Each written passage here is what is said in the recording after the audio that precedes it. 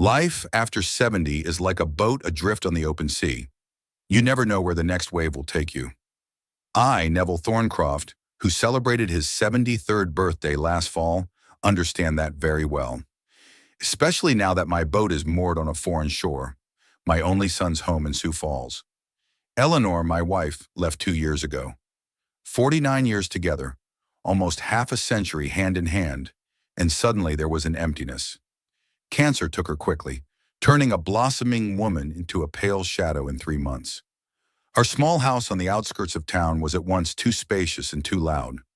Every corner screamed her absence. That's when Osric, our son, suggested I move in with him. "Dad, it's a smart decision," he said, helping me pack. "It would be easier for you. And with your pension as a postal clerk, you can't get away with much these days." His concerns seemed genuine at the time. I agreed. After all, with my arthritis and back problems, it was getting harder and harder to keep the house going, and I tried not to think about my loneliness. The first weeks went smoothly. Osric introduced me to his few friends as a brave father who managed to raise his son alone after his mother's early death. Of course, he embellished. Eleanor had passed away when he was already 48, but I didn't bother to correct it. After all, he was giving me a roof over my head. Osric's spacious two-story home on the northern edge of Sioux Falls was striking in its sterile cleanliness. Chrome surfaces, glass countertops, whitewashed walls without a single painting. I was assigned a room on the ground floor, small but bright. From the window I could see the manicured backyard with a lawn so smooth it looked like it had been cut with manicure scissors. "Settle in, Dad," Osric said then. "Consider this place your home." I believed it. I wanted to believe. As time went on, the facade of his hospitality began to crack. The little things are where it starts. Osric stopped inviting me to dinners with him when his coworkers came over. First he explained it with complicated work issues, then he simply closed the dining room door. My attempts to participate in breakfast conversations were met with reserved smiles and blank glances at the clock. My stories about working at the post office. "You know I've worked at the same place for 38 years. Were almost physically painful to him. "Dad, I've heard that before." "Twice this week," he answered, keeping his eyes on the phone screen. In his 50th year, my son had turned into a man I hardly recognized. Tall, balding, and always perfectly pressed, he worked as a financial auditor for Price & Associates, a firm that audited large companies in the region. Osric was proud of his work, and even more proud of his position.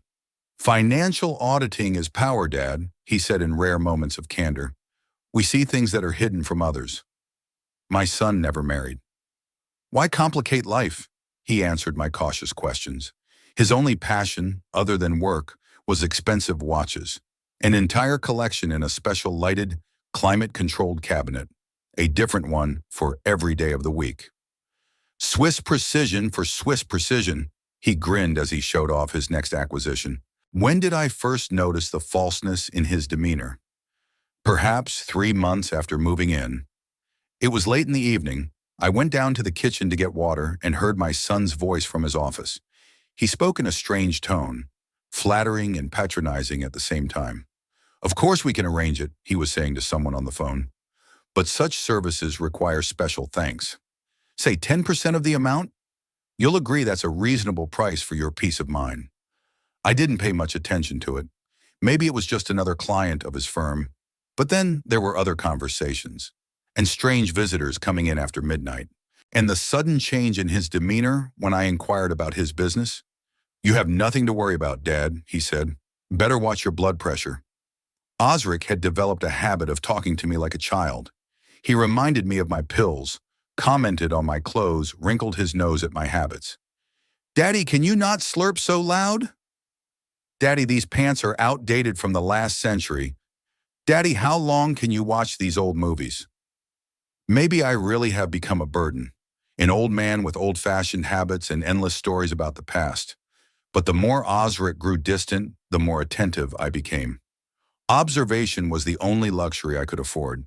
I noticed how his facial expression changed when a certain client called, the way he hides certain file folders if I walk into his office, how he avoids talking about his boss, Edgar Price, even though he used to often mention him with unfailing respect. My powers of observation have always been my forte. Eleanor used to say that I could even remember the color of the socks I wore 10 years ago for Christmas. She was exaggerating, of course, but I did notice details. Perhaps it was innate or acquired through years of attentive living. Osric called it something else. "Stop watching me, Dad," he said one day, catching my eye. "That senile curiosity gets on your nerves." I wasn't watching. I just saw. And I saw a lot of things. Like the folders labeled confidential that he took out of the house on days when he didn't have to go to the office. Phone calls that he only answered in the garage. And one conversation that particularly alarmed me. It was Tuesday evening, around 7. Osric came home from work earlier than usual, nervous and agitated. He locked himself in his office, but I could hear his loud voice even through the closed door. "Edgar can't find out about this, you understand?" He was almost shouting. "We'll both be in the shit if he suspects." "Yeah, I know it's risky, but these clients are paying twice the official rate." "No, the paperwork's in a safe place." "Yeah, I'm ready for a follow-up meeting on Thursday." Edgar Price. I'd only seen him once. At a Christmas party Osric took me to, out of pity. A distinguished-looking man of about 65, with a military bearing and a shrewd eye. He shook my hand and asked me if I was having a hard time living with my son. Something flashed in his eyes that reminded me of my own doubts. "Osric is a valuable employee," Price said then. "But sometimes I worry about his enthusiasm." Now those words took on new meaning. One Sunday morning when Osric left for a client meeting, unusually for a weekend, I ventured into his home office. It wasn't that I wanted to snoop. It was just that my anxiety for my son was growing stronger by the day. What if he was in trouble? The study, like the rest of the house, was impeccably organized. All the folders were numbered, the computer was password protected, the desk spotlessly clean. But one drawer was unlocked. Inside was a thick folder labeled Alternative Solutions. I opened it, and my worst fears were confirmed. Tables, reports, strange notes in the margins.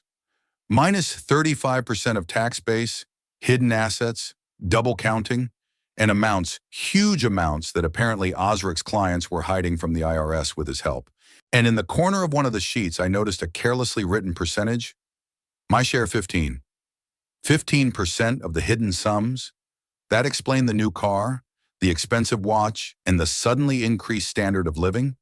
My son was helping rich people evade taxes, and apparently he was doing it behind his boss's back, using the firm's resources.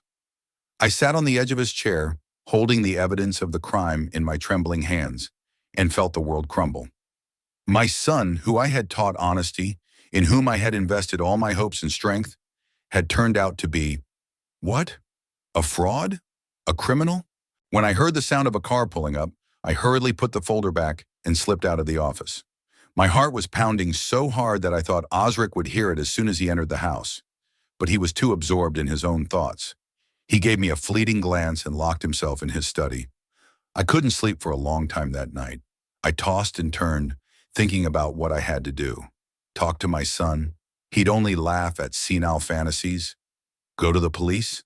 Report his own child? The thought seemed unbearable, no matter how badly he treated me. For days I walked around in a fog. Osric didn't seem to notice anything. He rarely paid attention to me unless he needed to make another remark. "Dad, you left your glasses in the bathroom again." "Dad, I told you not to touch the thermostat settings." "Dad, you smell like an old man. Could you use that cologne I gave you?" Every phrase like that was like a blow. I tried not to show how much they hurt, but something inside me was beginning to slowly boil over. Not anger, more like determination. A realization that you can't let yourself be treated like an unnecessary thing, even if that person is your own flesh and blood. I watched Osric even more closely. His nervousness grew day by day. He hardly slept at all, drank a lot in the evenings, and often locked himself in his office with the telephone. One day I heard a scrap of conversation. "No, Price does not suspect anything." "Yes, of course, he trusts me completely." "You bet, 20 years in the company, right-hand man?" "Don't worry, I'm in control." Edgar Price, the man who trusted my son, who apparently had no idea what his right-hand man was doing behind his back, a man with a military bearing and a discerning eye who shook my hand and asked me if I was having a hard time with my son. I answered him nothing then. I kept silent, as I'd kept silent all my life when it came to problems with Osric. Because I believed blood is not water, and deep down my boy is a good man. Just life has made him callous. Now I realize I was wrong. It wasn't about life, it was about choices. Osric chose money over honesty. He chose deceit over integrity. And he chose contempt for his father over respect. One evening when Osric was reprimanding me again for some small thing, I calmly asked, "Son, do you remember when I worked double shifts to pay for your college?" He froze halfway through, surprised by the unexpected question. "What?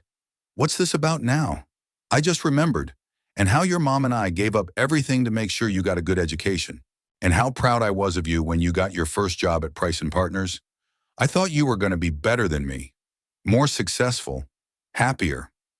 Osric looked at me with undisguised irritation, but I continued. "And now you're really successful. You have everything, house, car, career, but I don't see happiness in your eyes.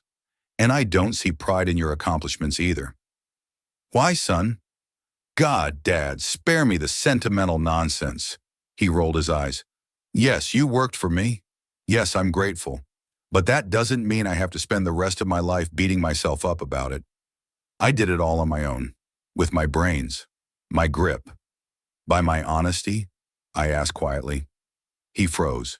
Something like fear flashed in his eyes, but it was quickly replaced by anger. "What do you mean by that?"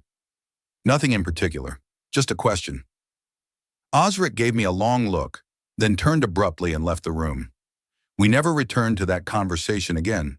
But something had changed. He became more cautious, more secretive. And I realized that I had already made my decision. I just had to wait for the right moment. That night, lying in bed, I thought about how strange life is. You raise a child, you put your heart into it, you dream of its future, and then he grows up and becomes a stranger.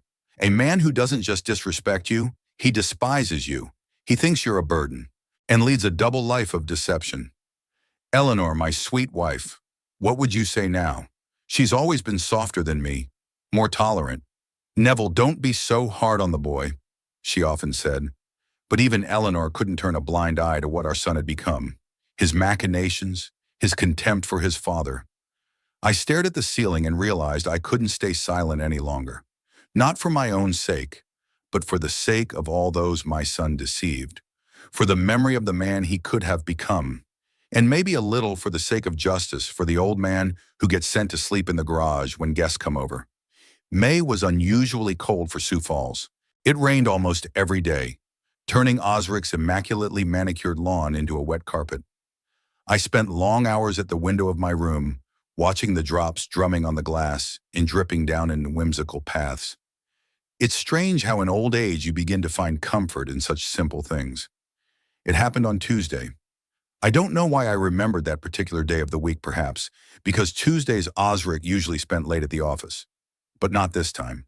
Around 5 o'clock in the evening, his silver Audi pulled into the yard, which in itself was unusual. I heard the front door slam, then voices. Osric wasn't alone. I wasn't going to eavesdrop. I had just left the room to make myself some tea when I heard an unfamiliar male voice from the living room. "Osric, are you sure you can pull this off? Price is no fool. He might notice." "Relax, Vincent." My son's voice sounded smug, with that special tinge of condescension he had when he talked about work. "Edgar only sees what I let him see. 20 years with the company, remember? I know all the loopholes. Plus, he's a little old, getting ready to retire. Less attention to detail. What if there's an audit? The IRS will be watching." "Vincent," Osric laughed, "this is what you pay me for. Clean work, no trace. The main reports will be perfect. Price checks them personally. I'll do the parallel accounting myself. No one else has access but me." I froze against the wall, out of breath. What I was hearing didn't fit the image of an honest financier that Osric liked to present himself as. "How much can we hide?" Vincent asked after a pause. "With your turnover?" "Up to 40% of the real profit, I think. No one would suspect. On paper, your company would be teetering on the edge of profitability, making the tax authorities sympathetic." They laughed, and I heard the clinking of glasses. To fruitful cooperation, said Osric. By the way, my share is 15% of the savings as usual. Of course, Vincent's tone became businesslike. It's but I want to make sure we're safe. If it gets out. It won't, Osric interrupted him. Unless, of course, you start bragging on every corner about your sudden financial fortune. Be modest, Vincent. The Lamborghini can wait a year or two. I went quietly back to my room, forgetting my tea. My heart was pounding like crazy, and it wasn't just my age. My son, my only child, was helping clients evade taxes. Used his position at the accounting firm to create false financial statements, and apparently did it on a regular basis. The thought was so wild I couldn't believe it. Maybe I had misunderstood. Maybe there were some legal ways to optimize taxation. I didn't understand finance. My experience was limited to the Postal Service, where everything was simple and transparent. An hour later, I heard the front door slam again. Vincent had left. Osric walked past my room without looking in. Soon there was a measured tapping on the keyboard from his office. He was working, probably creating those fake reports. Over dinner, I tried to make conversation. A lot of work, son, I asked, pretending I was just making conversation. Osric gave me a quick glance. The usual, Dad. Quarterly reports, nothing special. And this man who came by, I began cautiously. Osric tensed. His forked hand froze halfway to his mouth. What man? Well, I heard voices. Thought you had a coworker or a customer coming to see you. Ah, he's relaxed. Yeah, Vincent stopped by. A client. He had a little accounting problem. Nothing serious. You're a good auditor, I said with a smile, helping people sort out their finances. Osric grinned, accepting the compliment. Yes, Dad. I'm a very good auditor, the best in the company. That was the end of the conversation, but I couldn't stop thinking about what I'd heard. Did my son really think he was invincible? Did he think he could cheat the system with impunity? Or worse, his boss, the man who entrusted him with the job he was responsible for? For several days, I watched Osric even more closely than usual. He didn't seem to notice anything, immersed in his own affairs. Several times, other people came to visit him, all in expensive suits with expensive watches and self-assured smiles. Osric received them in the living room, sometimes in his home office. I tried to stay out of their sight, but sometimes I heard bits of conversation. Everywhere there were figures, percentages, some kind of schemes. On Friday, Osric left earlier than usual, saying he'd be back late. Meeting at the office, then dinner with clients, he said as he left the house. I waited for his car to disappear around the corner and decided to do something I never would have done before. I walked into his office. The room was as sterile and spotless as the rest of the house. Rows of finance and auditing books, perfectly aligned on shelves. A minimalist desk of glass and chrome. A powerful computer with 2 monitors. Password protected, of course. I didn't know exactly what I was looking for. Evidence? For whom? I wasn't going to go to the police. Osric, whatever he was still my son. The drawers of the desk were locked, but on the bookshelf I noticed several folders neatly arranged between volumes on financial law. I pulled one of them out, a plain black folder with no labeling. Inside were tables of numbers, graphs, and some kind of diagrams I didn't understand. But even with my limited knowledge of finance, I noticed an oddity. There were 2 columns of figures for the same periods in the documents, labeled for report and real. The difference between the 2 was huge.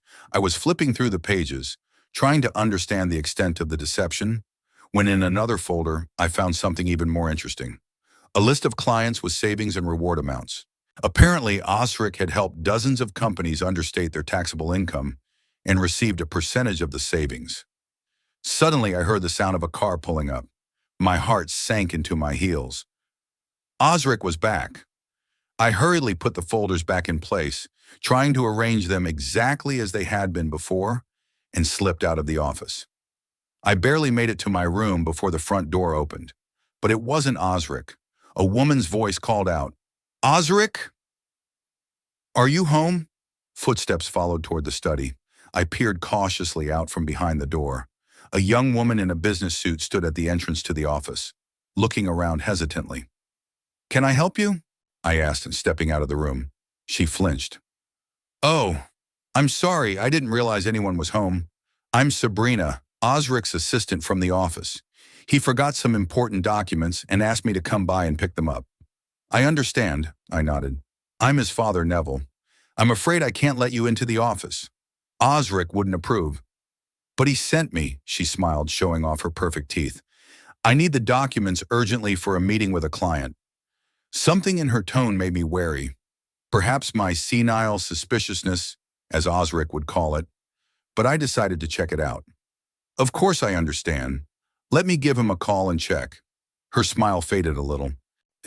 No need to bother him. He's in an important meeting right now. Just open the office. I know where the documents are.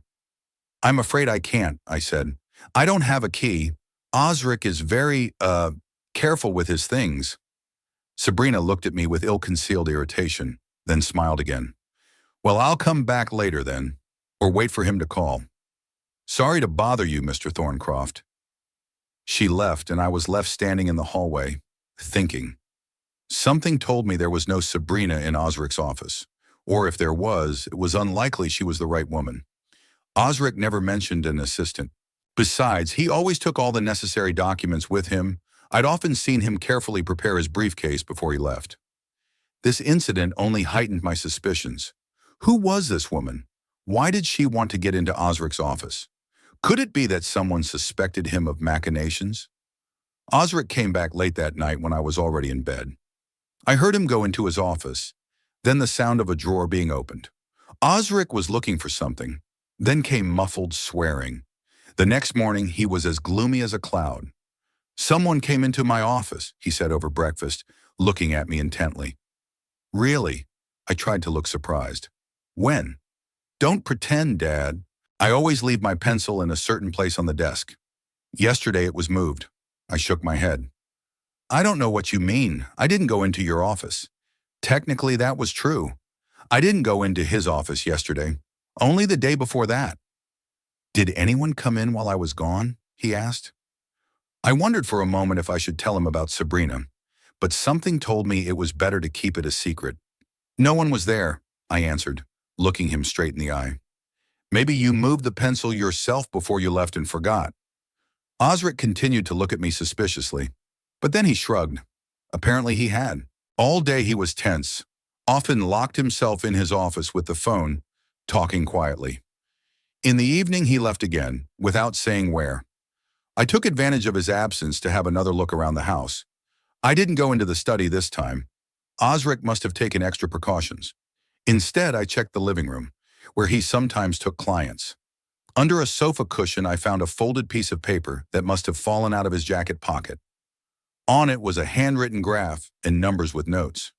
One of them caught my eye. Price is beginning to suspect something. Maximum caution, Edgar Price. I remembered him, a tall man with graying whiskers and a military bearing. The only time we'd met had been at a company Christmas corporate party where Osric had reluctantly taken me, only because I'd insisted. Just be quiet and don't tell your endless stories, he warned me then. Price turned out to be a surprisingly considerate man. He approached me himself when he noticed me standing lonely against the wall with a glass of non-alcoholic punch. You must be Osric's father, he said, extending his hand. Edgar Price, the owner of the company. Neville Thorncroft, I introduced myself, surprised by his courtesy. Osric talks about you a lot, Price said, though I doubted the truth of his words. He says you've always been an example to him of honesty and hard work. I almost choked on my punch. Osric had barely spoken to me for years, let alone mentioned me in conversations with his boss. He's exaggerating, I replied modestly. I don't think so, Price glared at me. To raise such a successful son is a great achievement. Although, he paused, and I thought I saw a flicker of doubt in his eyes. Though? I asked him again. Sometimes I worry that his ambition might go too far. Osric is brilliant with numbers, but sometimes I think he's a little too inventive. Price shook his head as if to ward off an unpleasant thought.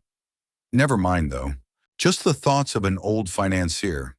Tell me, how are you getting along in Sioux Falls? Osric tells me you recently moved in with him. We talked for almost an hour. Price turned out to be an interesting conversationalist. Started a business from scratch 35 years ago, built a respected accounting firm, survived 2 economic crises. And surprisingly, he was really interested in my humble stories about working at the post office. Osric later chided me for monopolizing the boss's attention. I was hoping he would talk to me about a promotion, but instead I listened to your stories about letters and parcels for an hour. But in his eyes, I noticed not only irritation, but also some kind of anxiety. It was not so much the lack of talk about the promotion that bothered him as the fact of our long conversation with Price. Now, looking at the note mentioning Price's suspicions, I was beginning to understand why. I carefully returned the paper to its place, trying to position it exactly as I'd found it. I didn't want Osric to realize I suspected anything. The next few days passed in tense anticipation. Osric became even more irritable, often snapping at me over nothing. "Daddy, you're breathing too loud. Daddy, why do you always sit in the living room when I'm working? Daddy, those slippers of yours squeak so loud they wake the dead." I silently endured the nagging as I watched his nervousness grow. On Wednesday, something happened that finally confirmed my suspicions. I was returning from a short walk around the neighborhood, the only entertainment I could afford, when I noticed a familiar car in the driveway. A black Mercedes with license plates I had memorized from the corporate party. Edgar Price's car. I slowed my step, not knowing if I should enter the house. On the one hand, I didn't want to interrupt their conversation. On the other, the curiosity was almost irresistible. I decided to go in, trying to make as much noise as possible so they would hear and finish their conversation if they were discussing something confidential. There was no one in the parlor. The voices were coming from Osric's office, the door ajar. I hadn't intended to eavesdrop, but as I walked by, I couldn't help but hear part of the conversation. "Explain these discrepancies, Osric." Price's voice was cold and firm. "The official report showed the company teetering on the brink of loss, and yet their CEO had just bought a yacht worth several million. How is that possible? Edgar, I assure you it's all right." Osric's voice sounded unusually ingratiating. "Maybe the director has personal savings or an inheritance. We only audit corporate records, not the personal finances of executives." "Don't take me for a fool," Price said. "I've been in this business longer than you've been alive. Coincidences like that only happen in fairy tales. I want to see every draft of this client's file, every last piece of paper, and I want you to explain every figure to me personally." "Of course, Edgar." Osric sounded almost frightened now. "I'll have the materials ready by tomorrow morning." "No, now. I'm not going anywhere until I see the documents." There was a heavy pause. I hurried to my room, trying not to squeak the floorboards. When I closed the door, I sat down on the bed, feeling my heart pounding. It looked like Price really suspected something, and from the tone of his voice, he wasn't going to let it go. Muffled voices came from the office for about an hour. Then the front door slammed. I looked out the window and saw Price getting into his Mercedes. His face was grim, his lips pressed into a thin line. He didn't look like a man who'd gotten a satisfactory explanation. Osric burst into my room without knocking.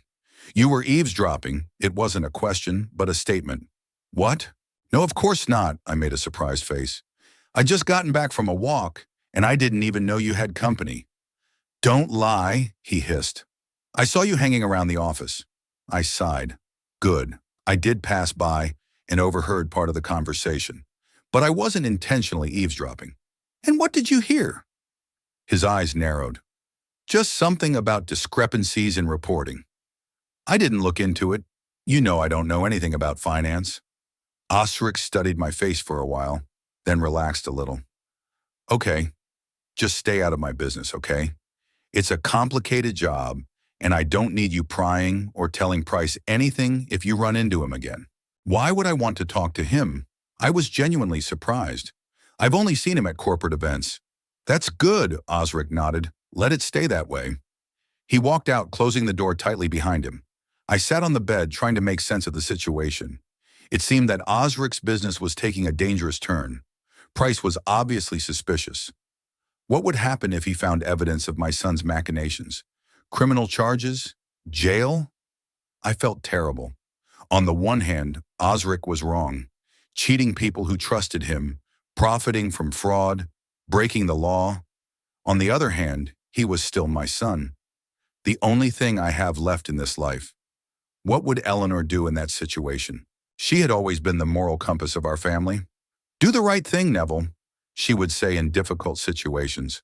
But what was the right thing to do in this case? To keep quiet and let my son continue to deceive people? Or to intervene and possibly ruin his life? I didn't know the answer. But something told me I would soon have to make a choice. For days after Price's visit, Osric wasn't himself. He almost never spoke to me, sitting in his office for long periods of time, often talking on the phone in a muffled voice. One day I heard him raise his voice in an uncharacteristic tone. "No, Vincent, I can't cancel everything. There's too much at stake. Yes, Price suspects something, but he has no proof. No, the documents are in a safe place. Just trust me, okay?" I wasn't trying to eavesdrop. It was just that the walls in the house were thinner than they looked. Every conversation like this increased my anxiety. The situation was clearly escalating, and I was worried about what my son might get himself into if he continued his machinations. Thursday morning, Osric came down to breakfast shaven blue, in a fresh shirt, and in an unusually cheerful mood. He even smiled at me, a rare occurrence lately. "Good morning, Dad," he said, pouring himself a cup of coffee. "How did you sleep?" "Sure, not bad, thank you," I replied, surprised by his friendliness. "You're in a good mood today." "You bet I am," he smiled broadly. "I've solved my problems. And by the way, we have an important event this Saturday, a business dinner." "Oh yeah." I set aside the toast I was about to put jam on. "What's the occasion?" "Attracting new clients." Osric sipped his coffee. "Most of the people here are big businessmen who can bring the company serious contracts. Price will be thrilled when he finds out how many I've invited." "Will he?" I asked cautiously. Osric's face froze for a moment, but he quickly returned the smile. "No, he had other plans for the evening, which is actually for the best.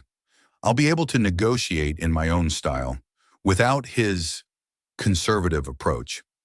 I nodded, pretending to fully believe the story. In fact, it seemed odd to me that Price wouldn't show up at an event where major potential clients would be present, unless it was an unofficial event that Price didn't even know about.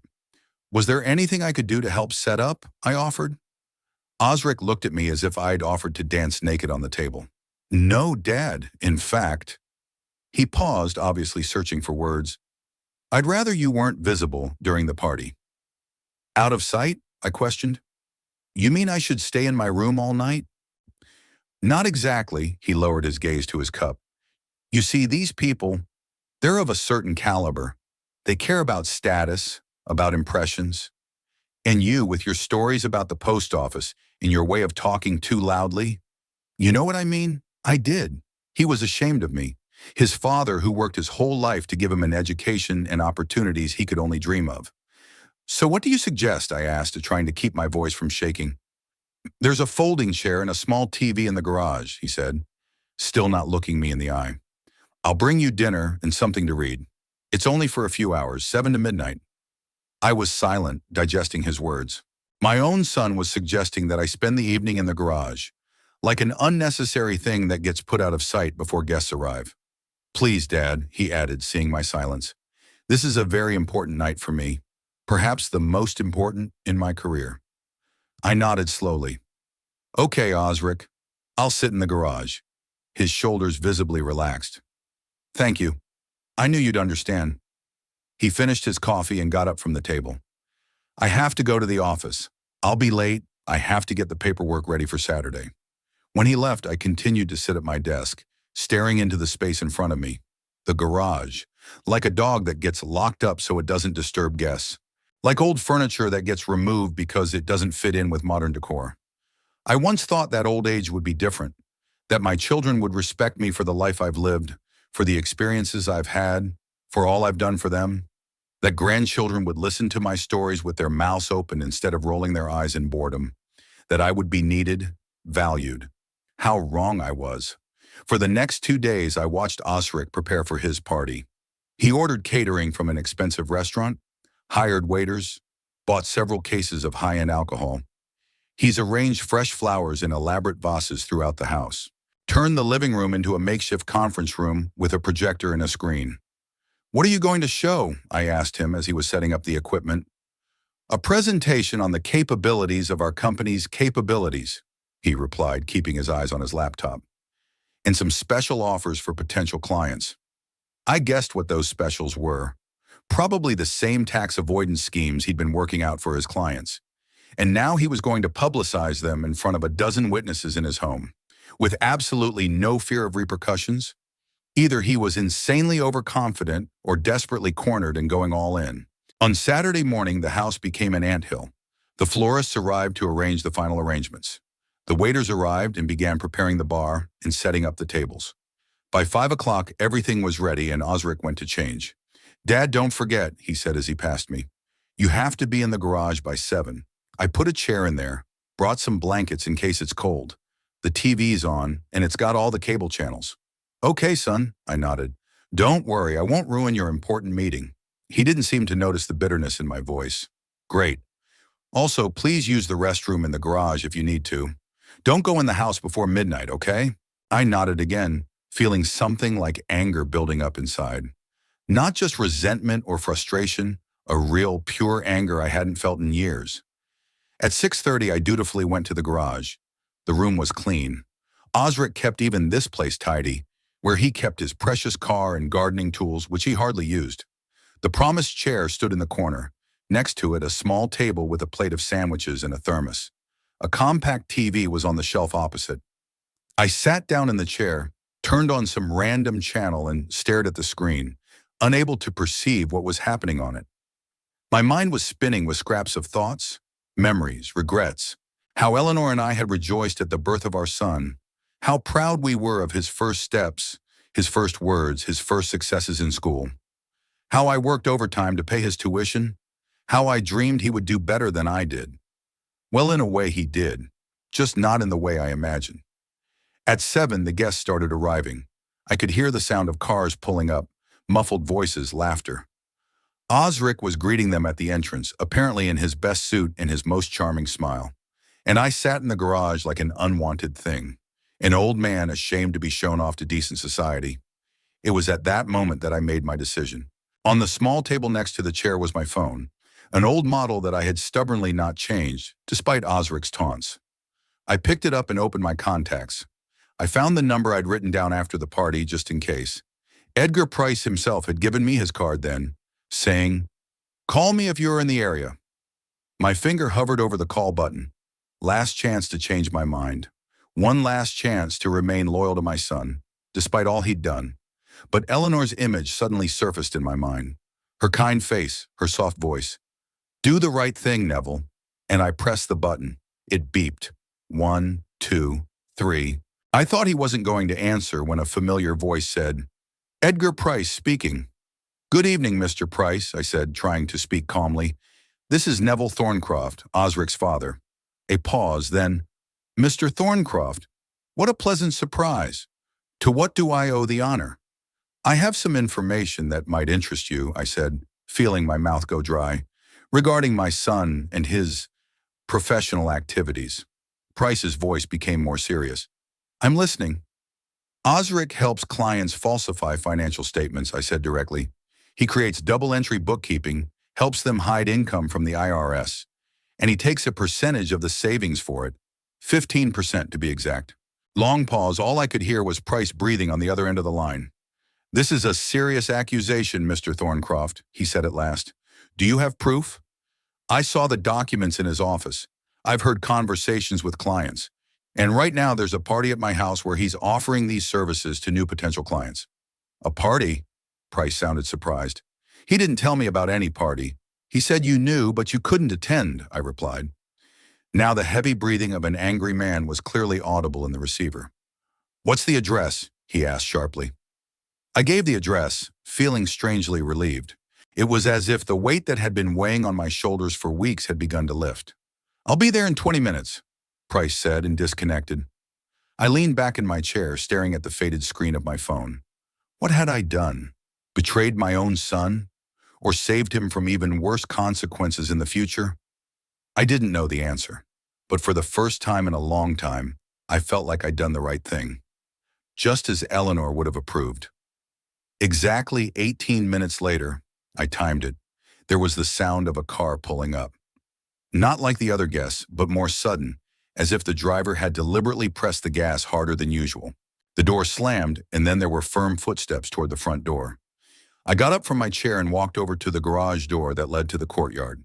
From there, I could see the entrance to the house. Price looked exactly as I'd imagined, straight as a string, his face twisted with anger.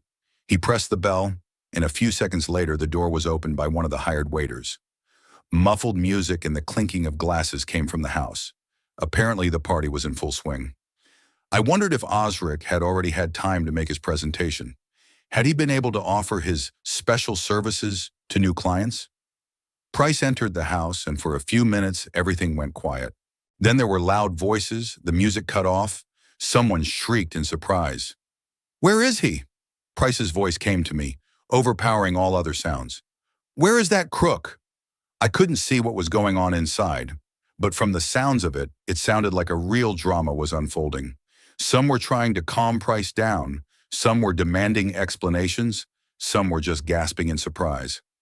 "Osric Thorncroft," Price's voice came again, "you're fired, and that's just the beginning. I'll turn over all the paperwork to the IRS and the police." Then Osric's voice came in a high, unnatural, almost falsetto voice. "Edgar, you don't understand. This is a misunderstanding. I can explain it." "Hard to one." "You'll explain it in court." Price cut him off. "Now I'd like to address everyone here. If any of you have already used the services of this man or were planning to do so, I strongly recommend to contact a lawyer immediately, because when this case goes to trial, everyone involved will suffer." There was dead silence in the house, and then chaos ensued. The guests all started talking at once, some saying hasty goodbyes, some demanding explanations from Osric. I could hear car doors slamming, engines starting. The party was coming to a premature end. I walked back to the chair and sat down, feeling strangely numb. What would happen to Osric now? Lose his job, that's for sure. Probably face criminal prosecution. His reputation ruined, his career over. All because of my phone call. I felt no satisfaction at the thought, only fatigue and a vague certainty that I'd done the right thing. 20 minutes later, the garage door swung open. On the threshold stood Osric, pale, his hair disheveled, his tie askew. His eyes glittered feverishly. "It's you," he said hoarsely. "You called Price. It wasn't a question, but I answered it anyway." "Yes." "Why?" He took a step inside the garage. "Why did you betray your own son?" I got up from the chair, feeling my joints ache from sitting in one position for so long. "I didn't betray you, Osric. I tried to stop it before it was too late." "Too late?" He laughed nervously. "It's too late now. Do you realize what you've done? My career is ruined. My reputation is ruined. Price is already calling the IRS. These people who were here today, they're all under suspicion, and it's all because of you." "No, son," I shook my head. "It's all because of you, because of your decisions, because of your greed." He looked at me like he was seeing me for the first time, or rather, as if he was seeing someone completely foreign, someone he didn't know. "You?" He started, but he stopped, unable to find the words. Then he turned and walked out, slamming the door so hard that a can of paint fell from the shelf. I was alone in the garage, the silence broken only by the ticking of the old clock on the wall. Strangely, I felt calm. It was as if the long-delayed decision had finally been made, and now I could just watch events unfold. Osric returned a few minutes later, more collected, but still pale and clearly shaken. "How did you know?" he asked more quietly. "How did you know what I was doing?" "I'm not blind, Osric," I answered. "Nor am I deaf. I've heard you talk. I've seen the documents you didn't always put away. I've noticed changes in your behavior, in your lifestyle. And I've lived long enough to know when a man is playing a double game." He sank down on the edge of some crate against the wall. "I didn't realize it was so obvious," he muttered. "Price hadn't noticed anything for years." "Or he did, but he hoped he was wrong," I said, "because he trusted you." Osric looked up at me with a look of bitterness. "What now? Are you satisfied?" Your son is going to prison and you'll be happy? No, I shook my head. I will never be happy about your troubles, Osric. You're my son, no matter what you've done. But you lost your way, and you kept going in the wrong direction. Someone had to stop you. And that someone was you, he grinned bitterly. Your own father, the man who was supposed to support me no matter what. Support doesn't mean indulgence, I countered. Sometimes true support is saying no when everyone around you is saying yes. He looked at me for a long moment, then shook his head slowly. You don't understand. You've never understood. All your life you've been nothing. A simple postal clerk, a man who delivers other people's letters, other people's packages. You have no idea what it's like to have power, opportunity, to see rich people get even richer with schemes like this, and to know that you can join them. I know what it's like to be an honest man, I replied quietly. A man who can look in the mirror and not look away. A man who can sleep well knowing that he hasn't deceived anyone, betrayed anyone's trust. And I hoped my son would grow up to be like that. Oh yes, of course, he snorted. Saint Neville, a man of principles. Only those principles have brought you nothing but a modest pension and a room in someone else's house. His words should have hurt, but strangely, I felt only sadness. For him, not for myself. And what did your schemes bring you, Osric? I asked. An expensive car? A watch? A house? And now, what will you have left when it's all over? He didn't answer, just looked at me with an expression that was a mixture of anger, confusion, and perhaps the first glimmer of realization. At that moment, there was the sound of cars pulling up outside. Several cars, judging by the sound. Osric jumped up and looked out the small window of the garage. Shit, he cursed. It's Price and the police. And in his eyes, I saw something I'd never seen before. Pure, unconcealed fear. A week had passed since that fateful evening. A week that completely changed the atmosphere in the house. Whereas before Osric had only rarely noticed my presence, now it was as if he deliberately avoided me. He left early, came back late, locked himself in his study, and hardly ever appeared in the common areas. It suited both of us. It was hard for me to look him in the eye after that night in the garage when the police came to take his papers. Fortunately, it hadn't come to an arrest. Yet. Edgar Price apparently decided to do an internal investigation first before turning the case over to law enforcement.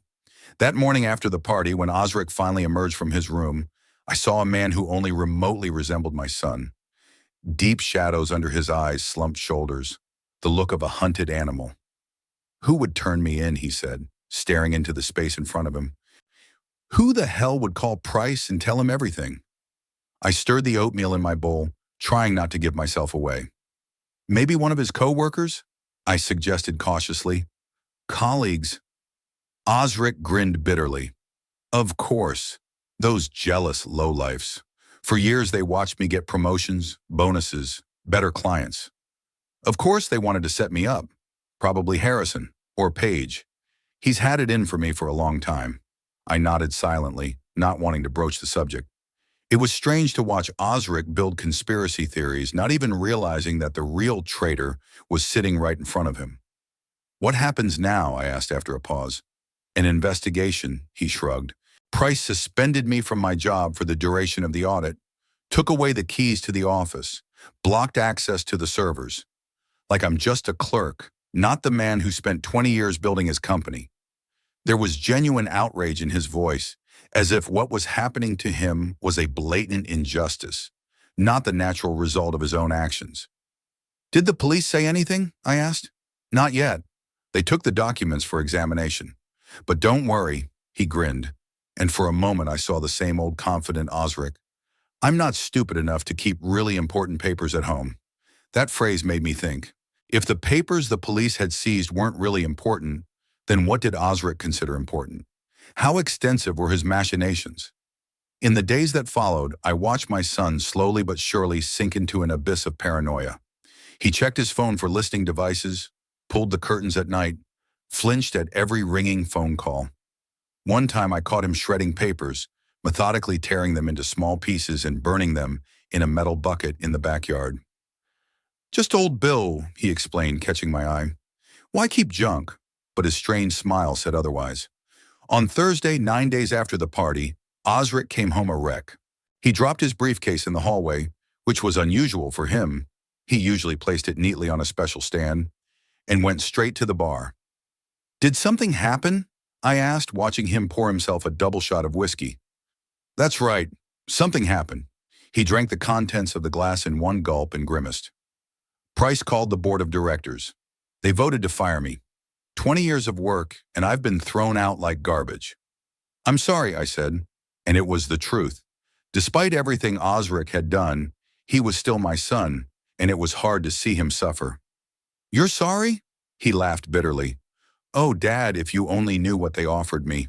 They wanted me to cooperate with the investigation, turn in my clients, name everyone involved in the schemes. In exchange, they promised me leniency, maybe even avoid a criminal record. Can you believe that? They wanted me to betray people who trusted me." I held back the impulse to point out the irony of the situation. Osric, who so easily betrayed the trust of his boss, his company, the IRS, and the law, suddenly became the apostle of loyalty when it came to his clients, or rather, his accomplices. "And what did you say?" I asked instead. "I told them to go to hell." He poured himself another whiskey. "I'm not a rat, Dad. Not a snitch." Unlike me, I thought, but kept quiet. Osric spent the next few days at home, going from apathy to furious activity and back again. Sometimes he sat in front of the television for hours, mindlessly changing channels. At other times, he was feverishly typing something on his laptop or talking loudly on the phone to various people. Judging by the scraps of conversation, he was looking for a new job. "Do you realize that no one in town will hire me?" he said to me one night when we bumped into each other in the kitchen. Price took care of it, called everyone he knew, told his side of the story. Now I'm persona non grata in Sioux Falls financial circles. "Maybe we should consider other options," I cautiously suggested. "Other cities? Other majors? Starting from scratch at my age?" He shook his head. "No, Dad, I'm 50. It's too late to change professions. It's too late to start over." There was a desperation in his words that made me uncomfortable.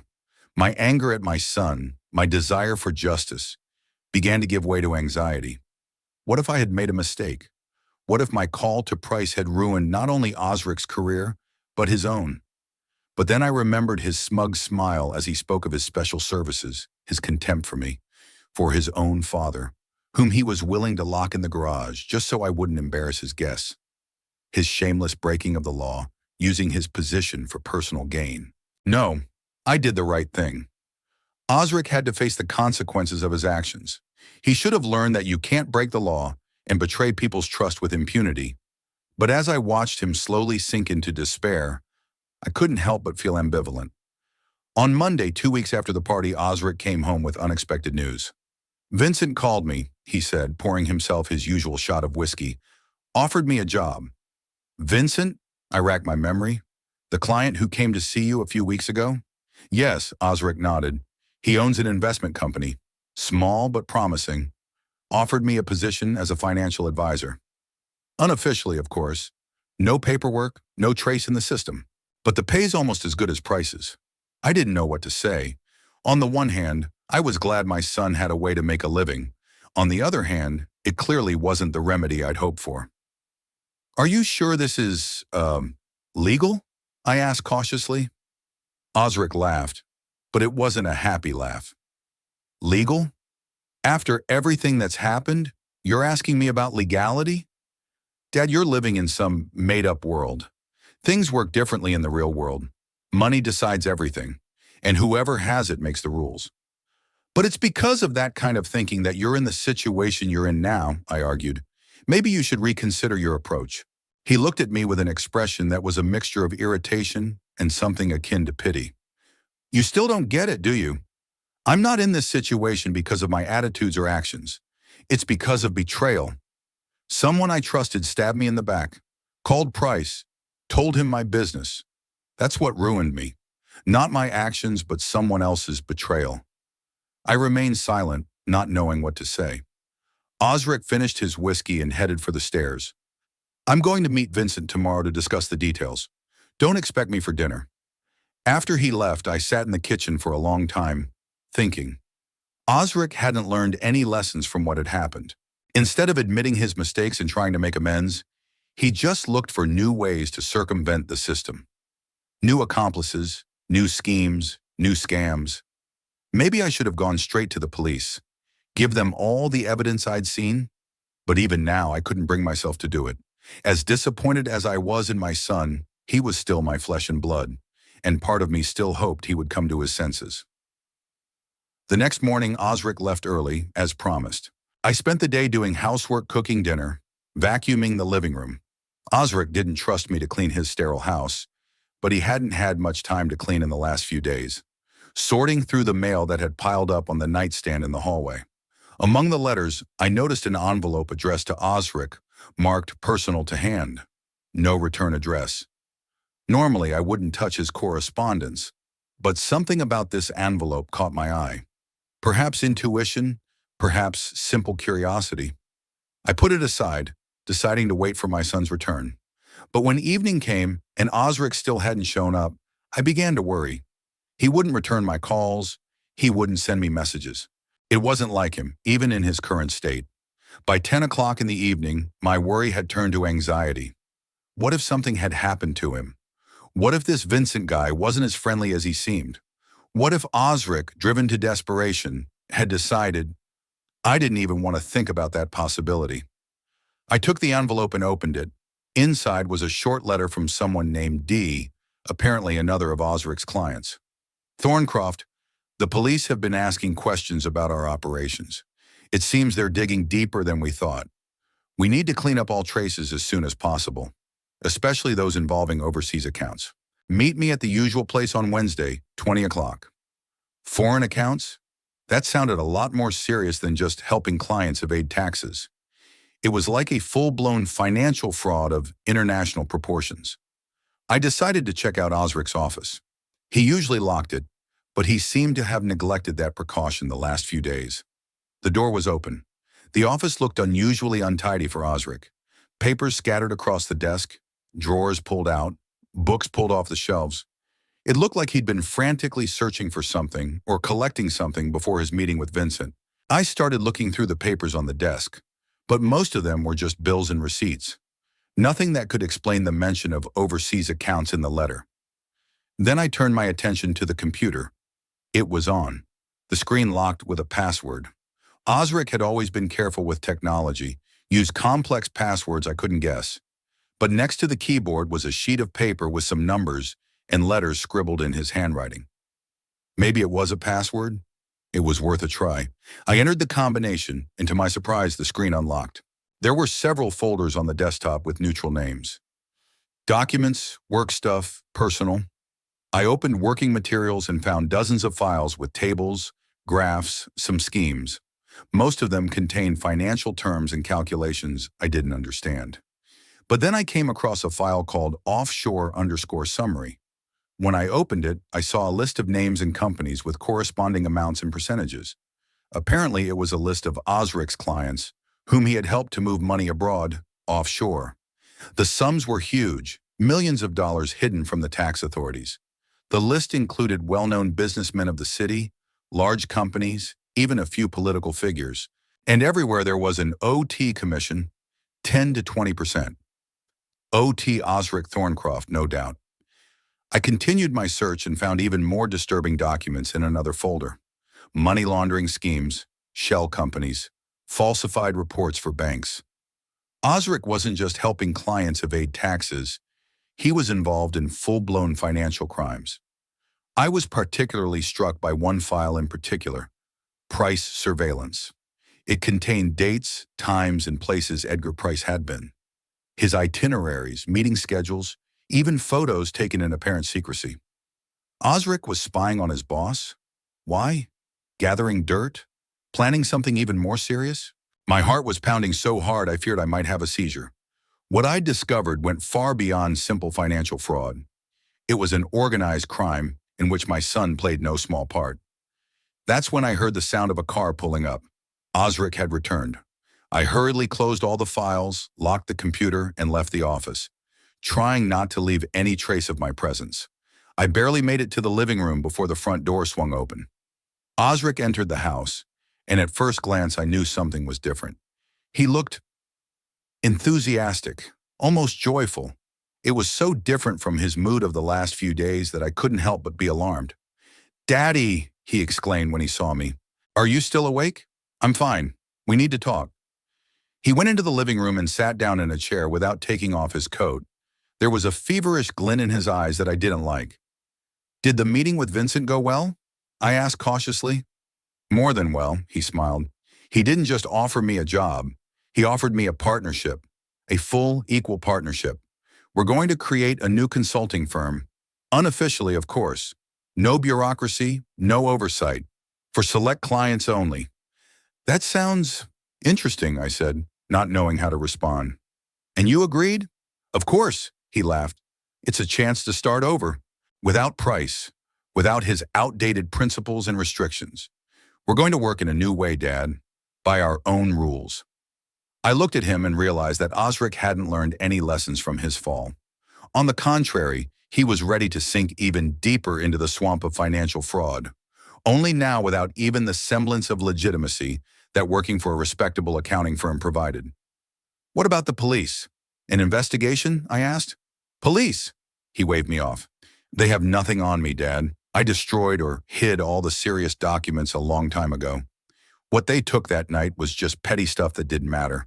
And the important thing is," he lowered his voice to a conspiratorial whisper, "I have protection." "Protection?" I questioned. "My clients," he winked. "Some of them are very powerful people, with the right connections. If the police go too far, they'll have to back off. Because if they don't, stories will come out that nobody wants." "You know what I mean?" "I do." Osric was alluding to the dirt he had on his clients, or that if he went to trial, he'd drag them down with him. "It's risky," I said cautiously. "People like that might not appreciate you using them as a shield." "Risk is a noble thing, Dad." He rose from his chair. "Too bad you never realized that. All your life you stuck to the rules, afraid to make a move. And what did you get? Old age in someone else's house, on my son's neck." His words hurt more than he could have imagined, not because they were true, but because they showed how little Osric appreciated what I'd done for him, how little he understood true values. "Better to grow old in someone else's house than in a prison cell," I said quietly. He turned sharply toward me. "What did you say?" "You heard me?" I did not repeat myself. "Osric, listen to me. You're on a dangerous path. You've already lost your job, your reputation, the respect of your colleagues. What's next? Prison or worse?" "Oh, now you're worried about me?" He grinned bitterly. "Where was that worry when I was working 16 hours a day, building a career? When I sacrificed my personal life for success? When I was fighting for a place in the sun in a world where no one cares about each other?" "I've always cared about you," I countered. "It's just that you stopped listening to me years ago." "Because you don't understand anything about the modern world," he raised his voice. "Your outdated notions of honesty, integrity, rules, it doesn't work. Do you know what I've seen in 20 years in the financial industry? How the rich get richer using schemes like mine. How politicians promise one thing and do another. How the whole system is built on lies, pretense, and double standards. And you want me to play fair? In a game like this?" I looked at my son and I didn't recognize him. Where was the boy who dreamed of making a difference in the world? Who said he wanted to help people with his knowledge of finance? Who Eleanor and I taught to be good and fair?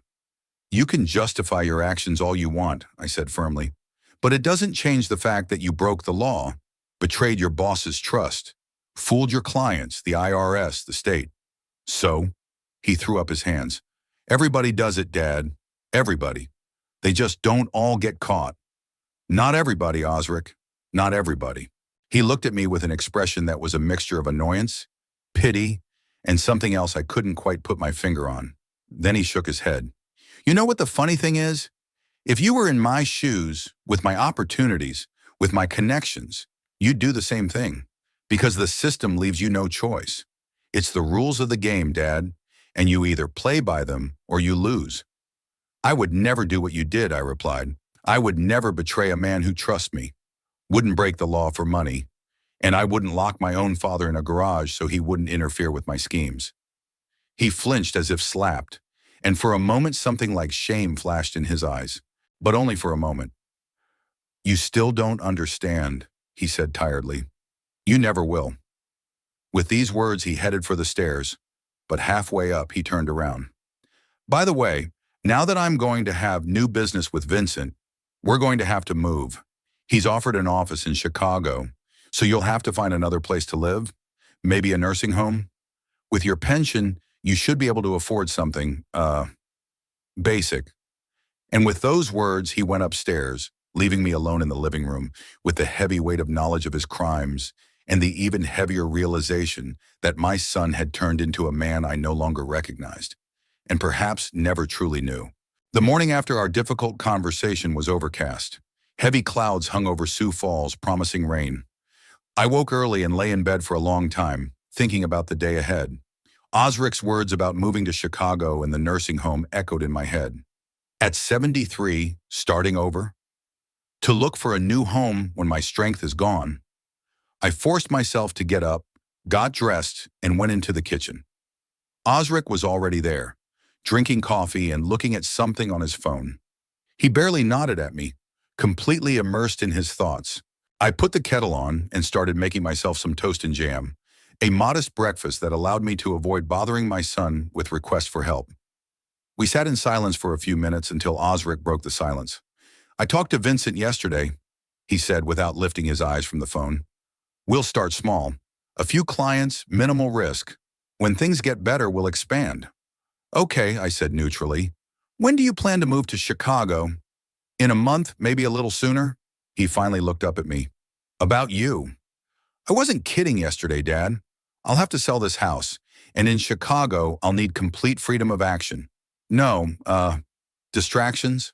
I nodded slowly. "I understand. I'll help you find a decent place to live," he added, apparently being generous. "Don't worry about it." "Thank you," I said, feeling bitter at his words. How easily he'd tossed me aside as if I'd been discarded. Osric finished his coffee and stood up. "I need to go to Vincent's to discuss the details. I'll be back tonight." He left, and I sat at the table, staring out the window at the gray sky.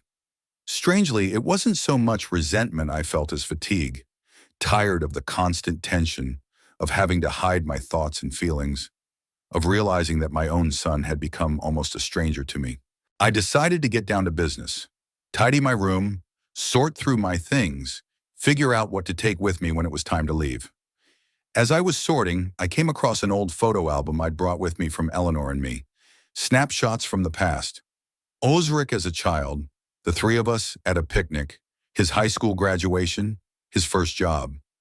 Looking at these photos, I tried to figure out, where had I gone wrong? At what point did my son veer off the right path? Maybe I was too soft, or on the contrary, too strict. Maybe it was that Eleanor and I worked too hard to provide him with a better future and didn't devote enough time to his upbringing. But looking at his happy face in those pictures, I couldn't believe that things had gone so wrong, that that cheerful boy had turned into a cynical, calculating man willing to do anything for money and status. The day dragged on slowly. I made myself a light lunch, watched a little TV, then decided to take a nap. Old age is taking its toll. Daytime naps have become a necessity. Waking up around 4 in the afternoon, I felt restless. Something told me that I should be prepared for the worst. I decided to check my old cell phone to make sure there was no trace of my call to Price in it. I used to delete calls on a regular basis, a habit left over from the days when cell phone memory was very limited. But when I opened my call history, I was horrified to find that the call to Price was still there. What's more, I remembered that my phone had the automatic recording of all conversations enabled. Another strange habit I'd acquired after once forgetting important information given to me over the phone. The recording of the conversation with Price, direct evidence of my betrayal. I hastily deleted both the call and the recording, hoping that Osric had never looked at my phone. But the worm of doubt was already starting to gnaw at me. What if he'd already seen it? What if he already knew? I decided to prepare for the worst. I packed the essentials into a small bag, hiding it under the bed, checked how much cash I had on me, Not much, but enough for a few days in a cheap motel. Just in case. Around 6 p.m., I heard the sound of a car pulling up. Osric was back earlier than he'd promised. I was sitting in the living room reading a book when he came into the house. Something in his movements, in the expression on his face, alerted me immediately. He was tense as a taut string. "Good evening," I said, trying to speak calmly. "How was your meeting with Vincent?" Osric didn't answer. He walked into the living room and stopped in front of me, clutching an object in his hand. My phone. I recognized it immediately. "Explain something to me, Dad," he said in a deceptively calm voice. "Why does your phone have a recording of a conversation with Edgar Price from the night he broke into my party?" My heart sank. So I didn't have time to erase all traces. Or Osric had gotten through my phone earlier, made a copy of the recording. "I can explain," I began, frantically thinking of what to say. "Oh, I'm sure you can," he grinned, but there was nothing kind about it. "Just don't. I've already listened to the whole thing. Osric helps clients falsify financial statements, creates double bookkeeping, takes a percentage for it. I heard it all, Dad. Every single one. Every word. Every word." I remained silent, not knowing what to say. There was no point in denying the obvious. "It was you," Osric continued, his voice shaking with barely contained rage. "All this time I've been looking for a rat among my colleagues, among my competitors, and the traitor was under my roof, in my own house, my own father." "I did what I thought was right," I said quietly. "The right thing?" he almost screamed. "You ruined my career. You destroyed everything I spent 20 years building. And you call that right? You broke the law, Osric," I tried to say calmly. "You lied to people who trusted you. It had to stop." "And you decided to be my judge?" He shook his head. "Who gave you that right? You, a simple postal clerk who has worked all his life for pennies and achieved nothing? You decided to judge me?" His words hurt, but I didn't show it. "I'm not a judge, Osric. I'm your father, and it's my duty to stop you when you do something wrong." "Duty?" He laughed bitterly. "A father's duty is to support his son, always, no matter what. And you betrayed me. You called Price. You told him everything. You made me lose my job. You're the reason I'm under investigation. Because of you, I might have to run out of town, start from scratch." I slowly got up from my chair. Despite my age, I was still a few centimeters taller than Osric. I looked him straight in the eye. "No, Osric. Not because of me, because of your own actions. All I did was tell the truth to a man you've been lying to for years. Everything else is the result of your actions, not mine." He looked at me with an anger so cold I could almost physically feel it. Then he turned abruptly, walked to the kitchen, and returned with a bottle of whiskey and a glass. He poured himself a generous portion, took a swig, and grimaced. "You know what the funny thing is?" he said, pouring another. "I almost figured it out. When I saw your face after that night, when I noticed how you avoided looking me in the eye. But I dismissed the thought. No, I said to myself, my father could not have done that to me. Even he would not have fallen so low. It is not base to tell the truth, I objected. It is low to deceive and betray people's trust for profit. He looked at me with an expression that was a mixture of anger and something akin to pity. "You really don't understand anything, do you?" He shook his head. "This whole world is built on lies, Dad. Everybody lies. Politicians, businessmen, celebrities, ordinary people. Everybody's using each other. Everybody's looking for advantage. I was just doing what everyone else was doing, only better. And for that, you're going to destroy me? Not everyone lies, Osric," I sighed. "Not everyone uses others. And even if they did, that's no excuse. You know what you did was wrong.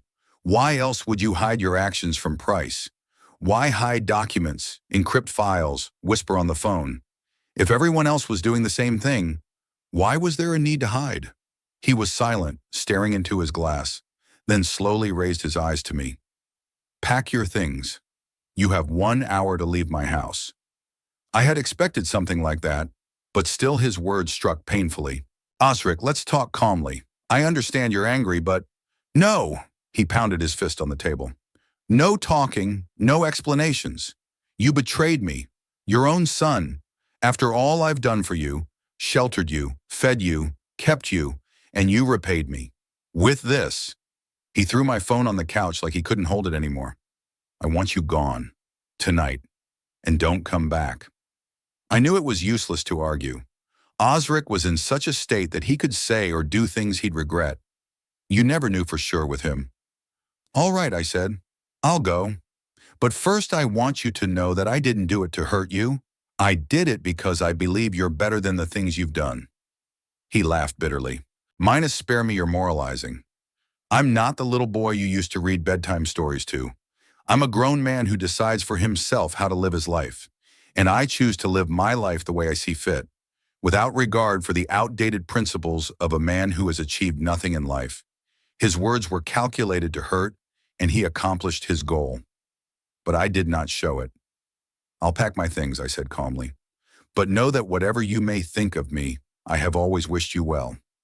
I went to my room, pulled out my hidden bag, and added a few more necessities to it. Eleanor's pictures, a couple of books, medicine. Everything else could wait.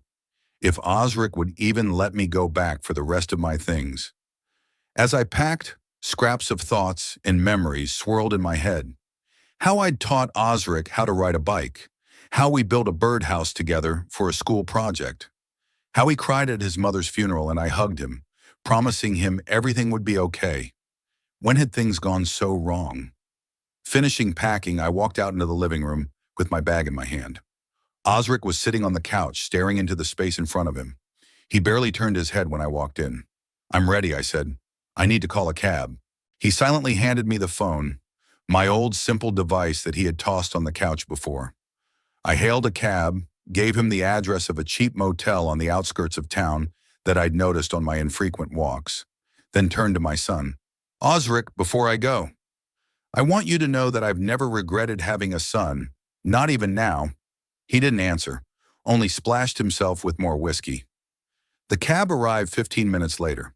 I took one last look around the living room, which in 2 years had almost become my home, though I'd never really felt like I belonged here. Osric didn't come out to see me off. I could hear him pouring himself another glass as he closed the front door behind him. The cab driver, a young guy with headphones in his ears, helped me put my bag in the trunk and drove me to the motel without asking any questions. I paid the meter, adding a small tip, and entered a modest building with a blinking sign that read, Putnik Motel. The room I was given was small and impersonal. A bed, a nightstand, a TV, a tiny bathroom. But it was clean, and most importantly, it was mine, albeit temporarily. I laid out my things, sat on the edge of the bed, and suddenly felt incredibly tired, not physically but emotionally. It was as if all my strength had left me at once. I pulled out my phone thinking about calling. Who? I had almost no friends left in this city. Eleanor was the only person I could talk to about anything. And now she was gone. And my son was gone too. At least the son I knew and loved. Instead of calling, I opened the gallery, found some photos I'd managed to take in those 2 years. Osric in the backyard, barbecuing. Osric in his office, working on his computer. Osric on his 50th birthday. I insisted on marking the date, even though he resisted. In all these pictures, he looked detached, like he was somewhere far away in his thoughts. I couldn't remember the last time I'd seen him truly happy. Then I thought about the files I'd found on his computer, the money laundering schemes, the offshore accounts, the surveillance of Price, that Osric was planning to continue his schemes with Vincent, perhaps on an even bigger scale. I knew I couldn't let that happen, not just for the sake of those he might have deceived, but for his own sake. Sooner or later, his schemes would be exposed, and the consequences could be far more serious than they were now. I didn't have copies of those files, but I remembered enough details, names, amounts, schemes, and I still had Edgar Price's phone number. I hesitated for a long time. My son had just kicked me out of the house for informing Price of his machinations. What would he do if he found out I'd contacted his former boss again? But what choice did I have? Let Osric continue to roll down the incline, perhaps to even more serious crimes? Finally, I made a decision. I pressed the call button. Dash Edgar Price here, came a familiar voice after a few beeps. Mr. Price, it's Neville Thorncroft again, I said, trying to speak firmly. Osric's father, A pause, then, Mr. Thorncroft, I must say, I didn't expect to hear from you again. I have additional information about my son's activities, I said directly. Information that may be important to your investigation. I'm listening. Price's voice became more serious. I told him everything I'd found on Osric's computer. Offshore accounts, money laundering schemes, surveillance files on Price himself. About Osric's plans to start a new business with Vincent, continuing the same illegal practices. Price listened in silence, only interrupting me occasionally to ask for details. When I finished, he sighed heavily. Mr. Thorncroft, I understand how difficult this decision has been for you. Not every father is capable of going against his own son twice, even if it's for his own good. I hope it is for his own good, I said quietly. Maybe if he's stopped now, he can still make a fresh start, the right way. Maybe, Price sounded less than convinced. In any case, I appreciate the information. It will be useful for our internal investigation and probably for the official investigation the IRS has already started. We said goodbye and I put the phone on the nightstand, feeling strangely empty. I had done everything I could. Now all that was left to do was wait for the consequences. I lay back on the bed, looking up at the ceiling of the motel room. It was starting to rain outside the window. I could hear the drops drumming on the eaves, just the right weather for my mood. Where had I gone wrong? That question kept bugging me. Eleanor and I tried to raise Osric to be an honest, principled man. We set an example of hard work and decency, taught him the difference between right and wrong. Maybe it was because we worked too hard to provide him with the best education. But isn't that what loving parents are supposed to do? Sacrifice something for their children's future? Or should we have had more control over his socializing, his choice of friends, his interests? Or maybe it's not about us at all. Could it be that the world has changed so much that the values we tried to instill in our son no longer work? A world where success is measured only by money and status, where integrity is considered a weakness, not a strength? I didn't know the answers to these questions. I only knew that my only son now hated me for trying to put him back on the right path, that I would probably never see him again except in a courtroom, if it came to a formal charge, and that despite all of that, I still love him and wish him well. Strangely, at that moment, I felt a kind of relief. It was as if the weight I'd been carrying around for the past weeks, the weight of knowing about my son's actions, the weight of hiding the truth had finally lifted from my shoulders. I had done what I had to do.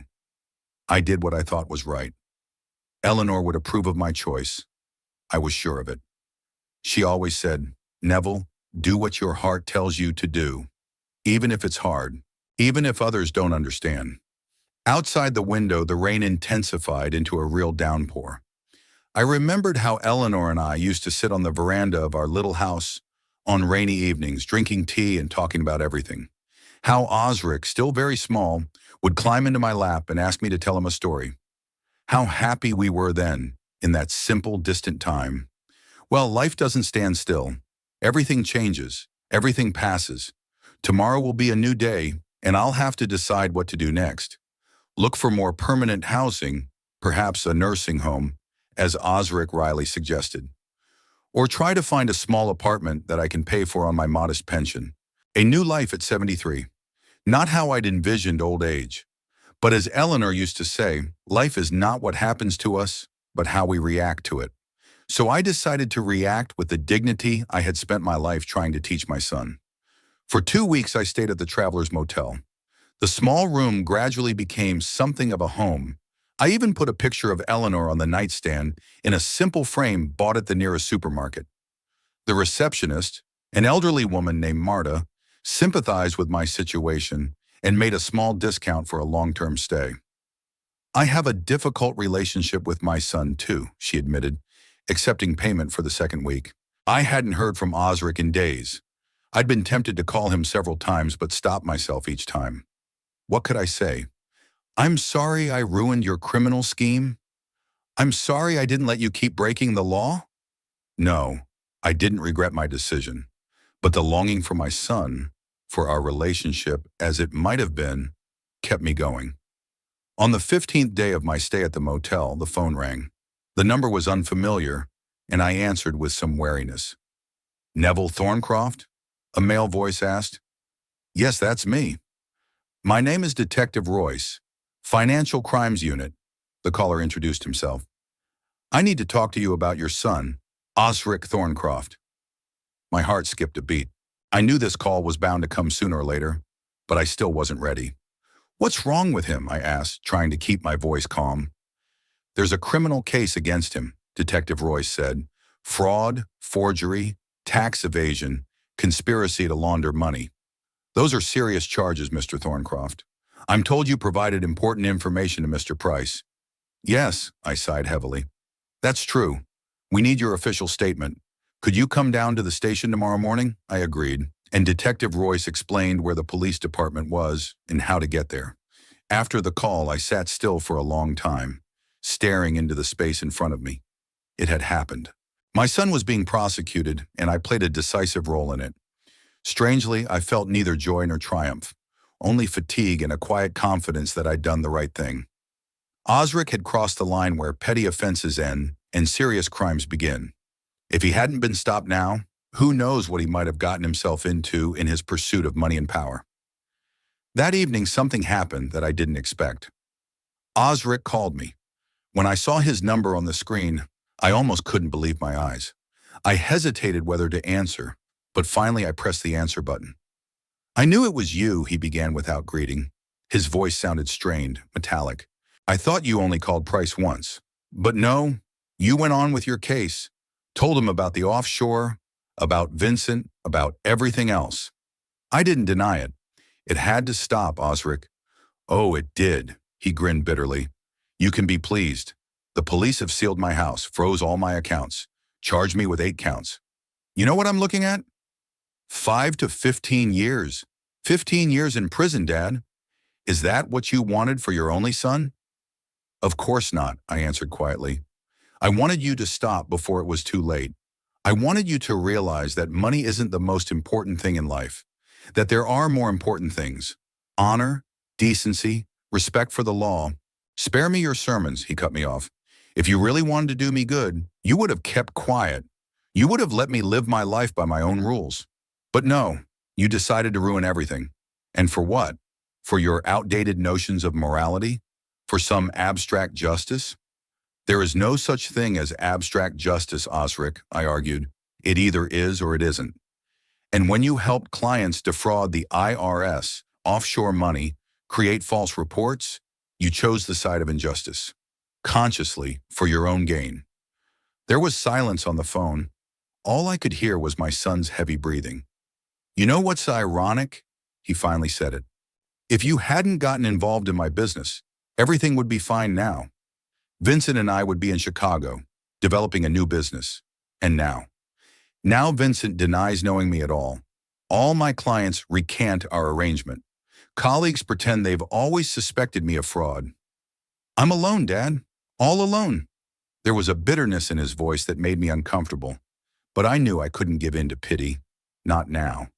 You're not alone, Osric. I'm still your father. And I'll be there for you if you want a fresh start. The right way. He laughed. A mirthless, almost hysterical laugh. Start over. After what you've done? After you betrayed me twice? Do you really think we can still have anything in common?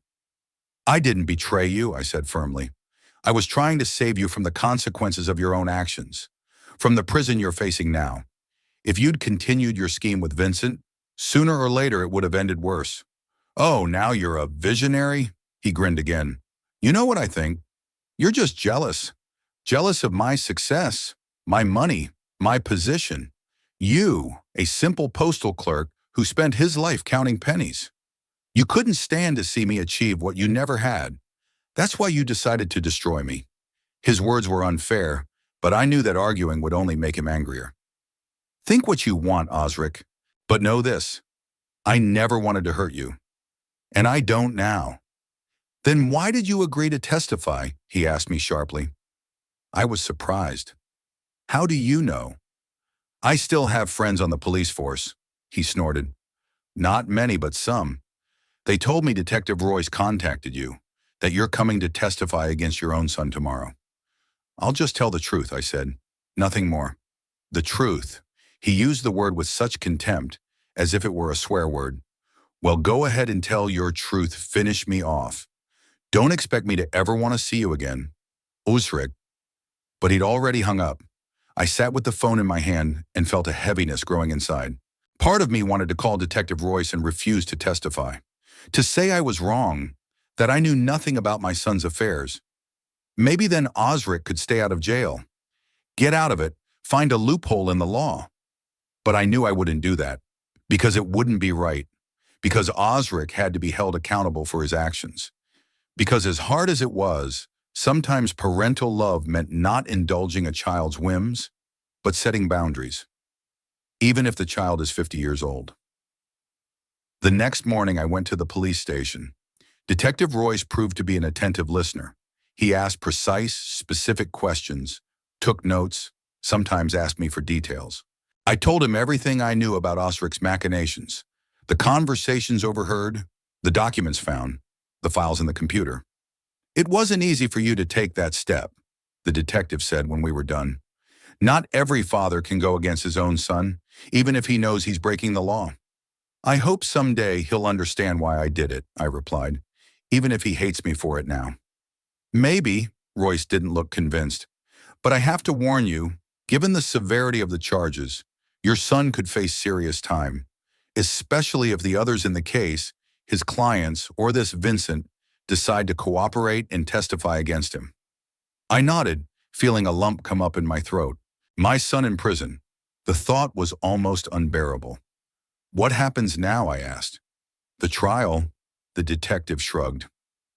Osric Thorncroft had already hired a lawyer. A good one, apparently. They'll probably try to cut a plea bargain to reduce the sentence. But given the scale of the fraud and the evidence, I wouldn't count on a miracle. I thanked the detective for his candor and left the station with a heavy heart. The day was overcast and so was my mood. I walked slowly through the streets of Sioux Falls, a town that in 2 years had never become my home, thinking about what to do next.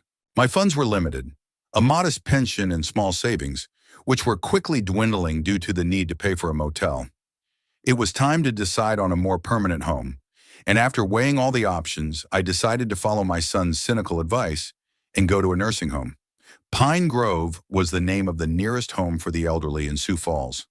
I called there, found out about availability and cost of living, and the next day went for a tour. The complex of several two-story buildings surrounded by a well-maintained park made a pleasant impression on me. So did its director, an energetic middle-aged woman named Diana, who personally gave me a tour. We have a variety of accommodation options, Mr. Thorncroft, she explained, from individual small apartments with kitchens for those who are still fully independent, to full-service rooms for those who need full-time care. Given your health and age, I would recommend an in-between option, a private room with communal dining and medical supervision. I agreed and we discussed financial matters. My pension was sufficient to pay for a basic package of care with some limitations. Not a luxury, of course, but a decent existence. When could you move in? Diana asked. As soon as possible, I answered. It's expensive to live in a motel, and it's not very comfortable. We agreed that I would move in 3 days.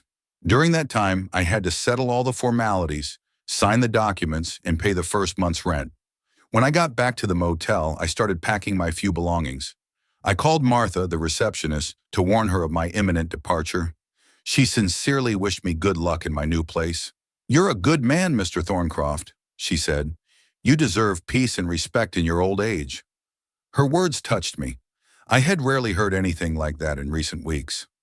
On the day of the move, I was waiting for a cab, sitting on the edge of my bed in my motel room, when suddenly the phone rang. The number was unfamiliar. Mr. Thorncroft? A man's voice asked. It's Edgar Price. I hope I'm not disturbing you. No, not at all, I answered, surprised by the call. To what do I owe the pleasure? I wanted to give you an update on your son's case, Price said. Vincent has agreed to cooperate with the investigation, provided evidence against Osric in exchange for a reduced sentence. Several other clients had done the same. I remained silent, not knowing how to react to this information. It means your son's case will be fast-tracked, Price continued, and the chances of acquittal are practically nil. His lawyer's already offering a plea bargain in exchange for a reduced sentence. How much? My voice shook. How much is he looking at? 3 to 7 years if he takes the deal, possibly with parole after serving two-thirds of his sentence. If he goes to trial and loses, which is highly likely given the amount of evidence, 5 to 15. I closed my eyes, picturing my son behind bars. It was painful, but I realized that the alternative, letting him continue his criminal activities, would be even worse. I also wanted to thank you personally, Mr. Thorncroft, Price added. Your courage helped to uncover a major financial fraud scheme. Thanks to you, many people have avoided serious losses. I just wanted my son to stop before it was too late, I said quietly. Unfortunately, it was too late for him, Price sighed. He'd gotten too deep into his schemes, too used to the easy money, to the power his schemes gave him. We talked some more, then said our goodbyes. I was sitting there, phone in hand, when there was a knock on the door. The cab had arrived. The move to Pine Grove went smoothly. My room was more spacious than I expected, bright, with a large window overlooking the park. Simple but comfortable furniture, a private bathroom, a small balcony. For someone used to a modest life, it was almost a luxury. I spent the first few days getting used to the new routine. Breakfast, lunch, and dinner in the common dining room. Medical checkups once a week. Various activities for those who wished. Board games, watching movies, sometimes excursions to the city. Gradually, I began to get to know the other residents. Most were about my age or older, with different stories and personalities. Some kept to themselves, others were eager to make contact. I found common ground with a few people, especially Herbert, a former history teacher and chess enthusiast, and Dorothy, a doctor's widow who ran a literary club. I hadn't heard from Osric. I tried to call him several times, but he didn't answer. 2 weeks after I moved to Pine Grove, I got a call from Detective Royce. Your son has agreed to a plea bargain, he informed me. Pleaded guilty to most of the charges in exchange for 5 years in prison, with the possibility of parole after 3. Thanks for letting me know, I replied. Can I visit him? After sentencing and determining where to serve his sentence, yes, on set days. I thanked the detective and hung up. 5 years. My son will spend 5 years in prison, and I'll be 78 at that time. Will I live long enough to see him released? Would he even want to see me when he got out? These thoughts kept me awake for days.